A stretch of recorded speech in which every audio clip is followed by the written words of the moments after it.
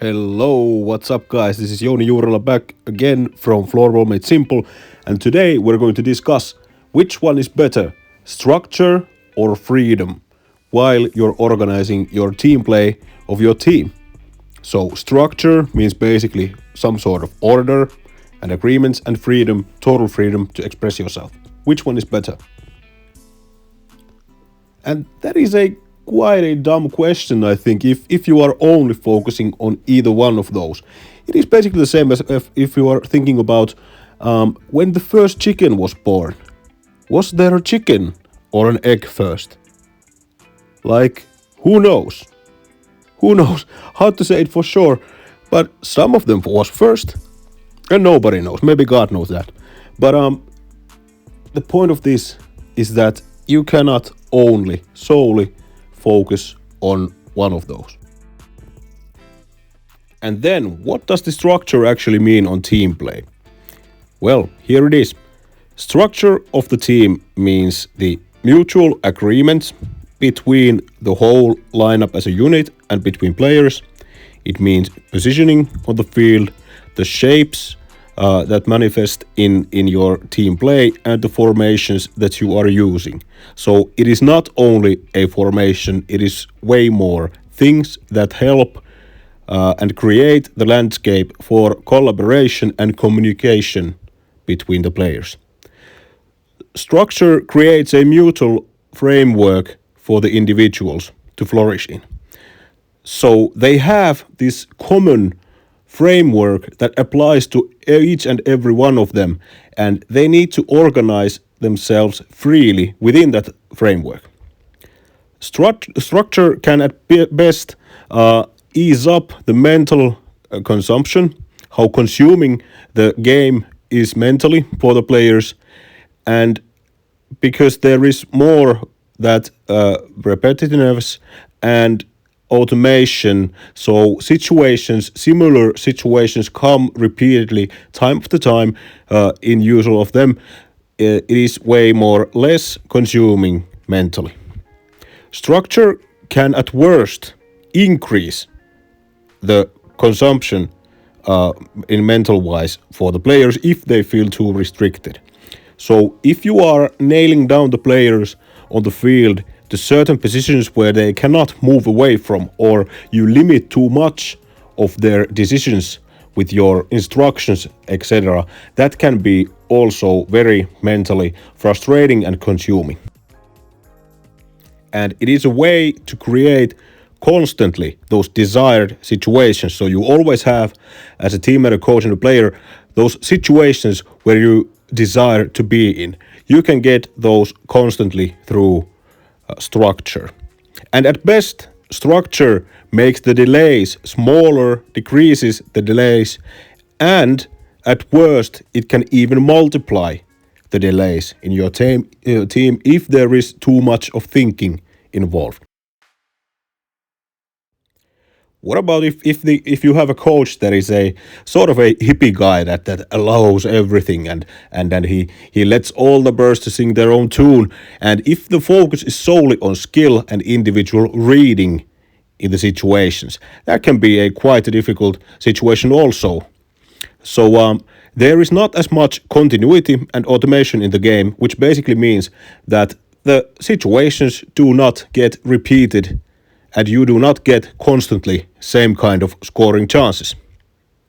But in the other hand, there is way more unexpectancy and potential to catch your opposition by surprise and off guard, because if there is not as much of that continuity and repeated situations, those situations come more randomly, more unexpectedly, and you are way harder to defend against. More creativity, intuition, and freedom for the individuals to express themselves, and that is a very good thing in that. Most skillful and creative players rule in this. They are the actual bosses if they are coached by this, but the basic workers, which every single team in every sport needs to be successful, they usually suffer because they need more of that framework and structure to flourish better. It is really hard to defend against and choose any areas to block away from a team if they are not even attempting to organize themselves and constantly attack some sort of areas in the field. So it's harder to defend against. But also that can make the game really slow because each and every one of the players need to be scanning and reading the game constantly, and if they need to stop the game to read the game a little more than usually, that creates delays and it makes the play way slower. Then what delays? This ain't no airport. Yeah, it isn't. But every team sport will always have some level of delays because there are many people reading the situation. Some read slower, some read faster, etc. So there will always be little delays on the field. But you want to have those as least as possible. Normal human reaction time is 0.250 seconds, so a quarter of a second, right? So imagine this because the fastest turnovers from your own end can end up to conceding a goal in approximately 3 seconds or even less. So if a quarter of a second is spent on reacting and then acting even more in addition to that, I think that that creates a difficult situation, doesn't it? So if you are only reading the game in every situation as an individual situation and you need to scan every time, I think that you are not able to score within under 3 seconds. Many people are scanning in the field and acting at the same time. That creates a delay. There is always a time window to do every action. It is all about finding the right spaces in the field, right choices in the field, and recognizing those time windows on how to perform those desired actions. If the structure is well organized, every player knows in advance where their teammates are going, and they are thus able to anticipate their teammates' movements and skip the part of scanning the play. So they can, by skipping that part of scanning the play, they can make the game flow in a more rapid space or pace, I mean. Anticipation, of course, decreases times when the players have to scan with their eyes on the field, speed increases. And like I said, if there is too much instructions on the team play, too much thinking of some sort of fixed set plays or focus on the teamwork, the delays will increase. And if the players do not have any mutual framework and there needs to be always their vision of the timings and spaces, that always creates delays. Then we always want our players in the teams to be able to utilize their skills in the field. So let's think about for a moment that what are the individual skills for? They are improved to perform the desired individual choices in the field. So for an example, if a player wants to make a cutting pass and sees the passing lane, finds the time window to do it, but still he or she needs to have enough skill to actually perform the action. If you want to find a teammate with some sort of action, you need enough of that specific skill to perform it. More skill you have and awareness and vision, in addition to that, more you can contribute to the team play. So you can make your teammates better if you have skill and vision and you can utilize it. It is a way to express yourself in the field because at many times those best point scorers that are winning the games most often, they are not scientists.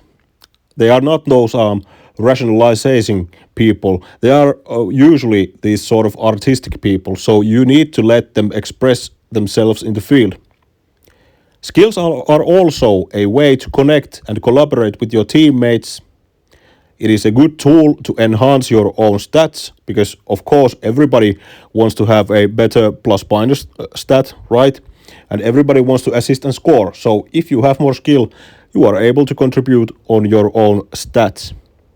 And high level of skill is a really good tool to boost your confidence, courage, and bravery on the field because if you know that you have the skill set to perform the desired actions, you are most likely to use those skills and try and attempt to be successful with those skills, and thus your confidence level will go skyrocket. And then, what is that structure and sort of order in the game for? There is a time and place for that as well.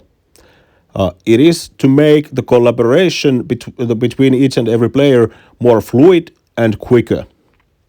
It is not for the sake that coach only wishes the team to play a certain way. That is a very bad motivation to utilize some sort of playing model or formation. It is always to ease up the collaboration and make your team more successful.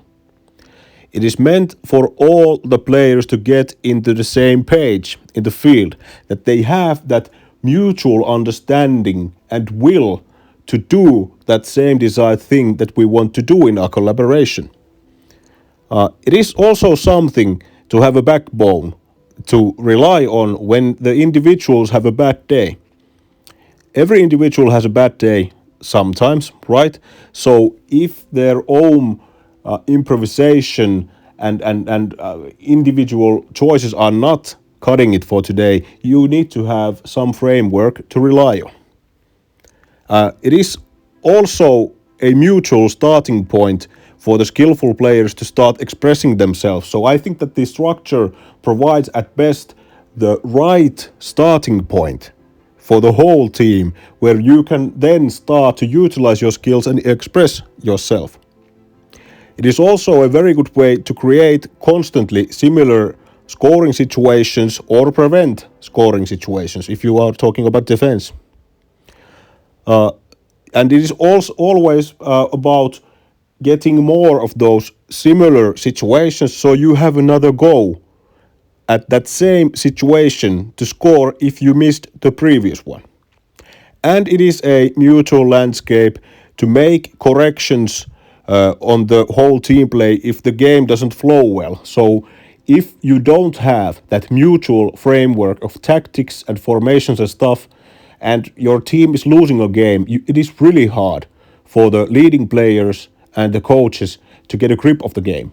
How do you change the game if you don't have any mutual game? And then it's also very important to mix between these up, because if you're only relying on each of those alternatives, if you're only solely relying on the individual skills and freedom on the game or the structure, you will end up with bad results. So mix them up. Find a way to mix up between the structure and individual freedom in a way that fits your team's players, the whole team, and your own coaching style. When you are coaching in a new environment, you need to always take all of these factors into account and mix it up in a way that you are, as a coach, familiar and fine with. Create enough automation to the field that it enables those similar scoring chances to your team. Create also enough consistency and continuity that the team play doesn't get stuck into some areas on the field or create those negative turnovers to your own end. So if you don't have any mutual framework for the collaboration, your team play might end up stuck in some small space in the field. If you have that framework, it is easier to get by that. Leave enough individual freedom where the players can find better choices that the coach could ever script. And let the kings and queens of the field be those. What I mean by that is that always the best players are able to find choices and solutions that you could have never scripted to the whiteboard.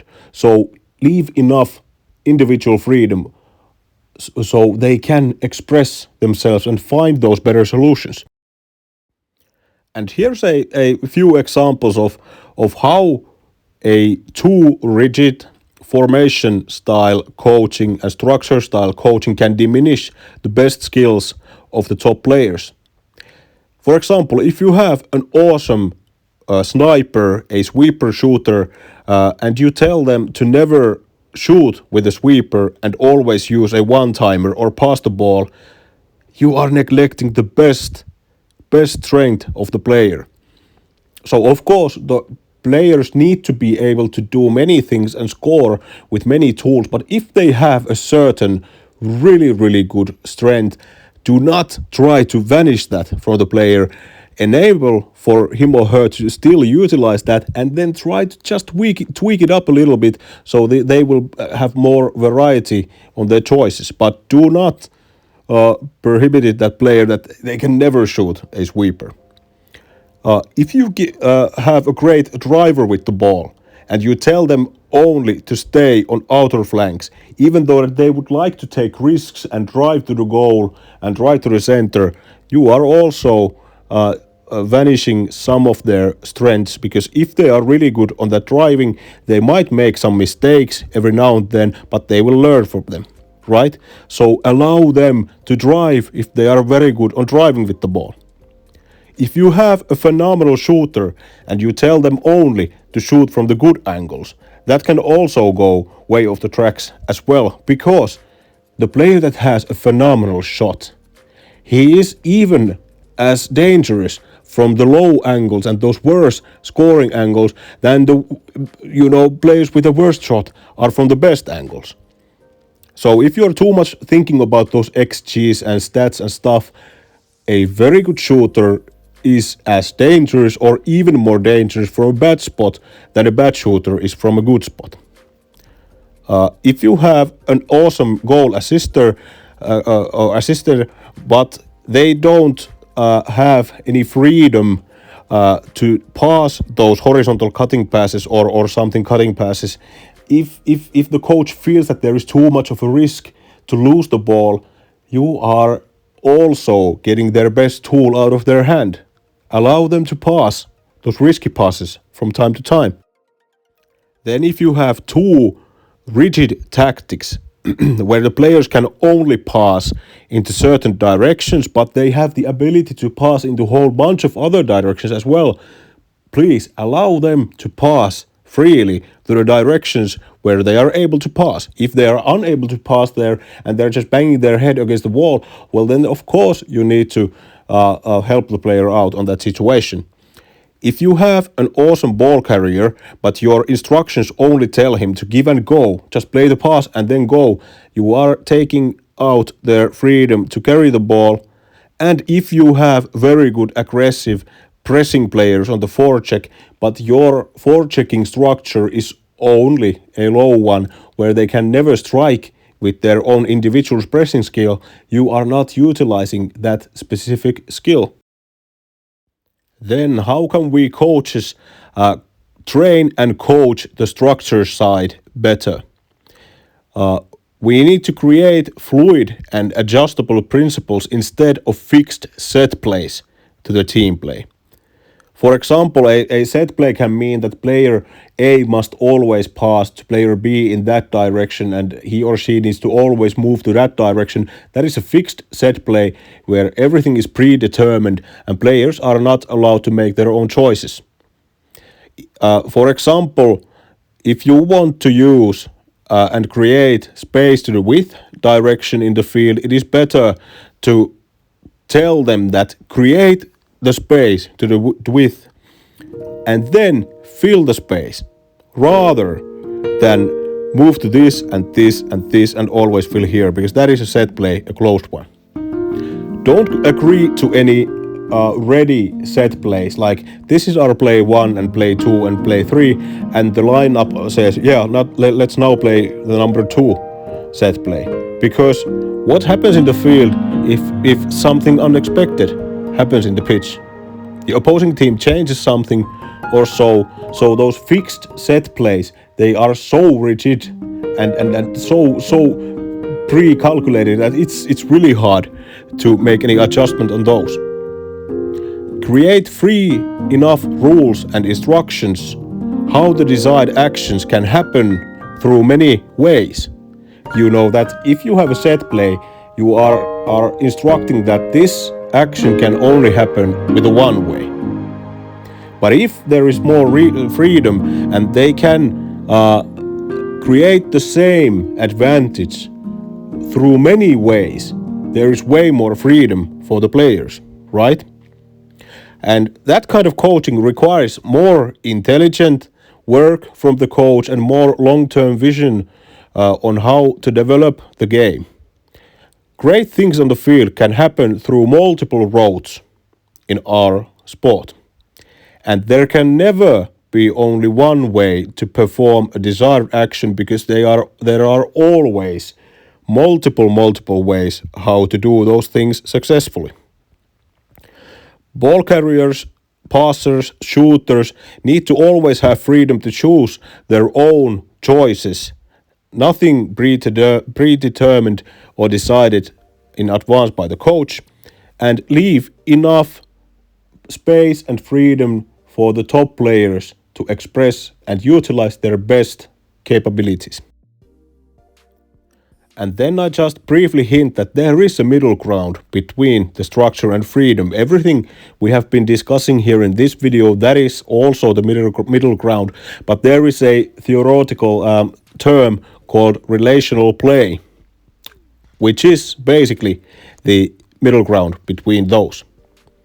Like the structure coaching style, it's made famous by Pep Guardiola, so it is called the positional play, where the players are staying in the spaces and the ball comes to them. Relational play is more that the emphasis goes from filling the field and controlling the spaces more to the relations between the players in those small momentary 3 versus 2, 2 versus 1 situations and so. In relational play, there are quick rules and automations that players can recognize and connect between each other and play those small combinations between each other. Those small quick rules can be like in South American football. They talk about those playing 1-2s, where the player plays the ball to the second player and then moves and get the ball back. There are these ladders that 3 players are creating, so 3 players are basically positioning themselves in a line, in a horizontal or vertical or diagonal plane in the field, and then they find each other, or they play those very simple give and go plays.